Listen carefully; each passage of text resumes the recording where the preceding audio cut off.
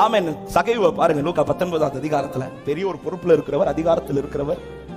அப்படி அதிகாரத்தில் இருக்கிறவர்கள் வந்தாலே ஜனங்கள் இடம் கொடுப்பாங்க. ஆனா இங்க இவனுக்கு இடமே கிடைக்காது. ஏன்னா சுத்தி இருக்கிறவங்க பேசுற வார்த்தை என்னன்னா, இவன் பாவி. அதனால சகை ஃபர்ஸ்ட் டிசைட் பண்ணிட்டாரு, கூட்டத்துக்குள்ள போனா நமக்கு மதிப்பு கிடையாது, தனியா காட்டத்தி மரத்துல ஏறி. இப்ப இயேசு வந்து காட்டத்தி மரத்துக்கு கீழே நின்று சகைவே என்று சொல்லி பெயர் சொல்லி அழைத்து, இன்று நான் உன் வீட்டில் தங்க வேண்டும் என்று சொன்னதும் எல்லாருக்கு முன்பாகவும் நிற்க வெட்கப்பட்டவன் இப்ப வேகமா எல்லாருக்கும் முன்னாடி வந்து நிற்கிறான். இப்ப யார் என்ன பார்த்தா என்ன, என்ன எப்படி கூப்பிட்டா என்ன பெயர் சொல்லி அழைத்த ஒருவர் இருக்கிறார். என்னை பெயர் சொல்லி அழைத்த ஒருவர் இருக்கிறார். இதுக்கு மேல நான் வெட்கப்பட தேவையில்லை, இறங்கிதான். அதன் பிறகுதான் ஜனங்கள் சுத்தி பேசுறாங்க, பாவியான மனுஷன் வீட்டுக்கு போறாரு. சகைவு அது ஒரு மைண்டாவே எடுக்கல. ஏன்னா மொத்த ஜனங்களும் பாவி சொல்லுகிறது நடுவில் ஒருவர் என்னை பெயர் சொல்லி அழைத்திருக்கிறார். அநேகர் சொல்லுகிற அவதூறை கேட்டு சொர்ந்து போகிற உள்ளமே, அவர் சொல்லுகிற வார்த்தை கேட்டு முன்னாடி போய்கொண்டே இரு. அவர்கள் சொன்னதல்ல, அவர் சொன்னதே என் வாழ்க்கையில் நடக்கும் என்று விசுவாசிக்கிறவங்க சத்தமாய் ஆமென் என்று சொல்லுங்க.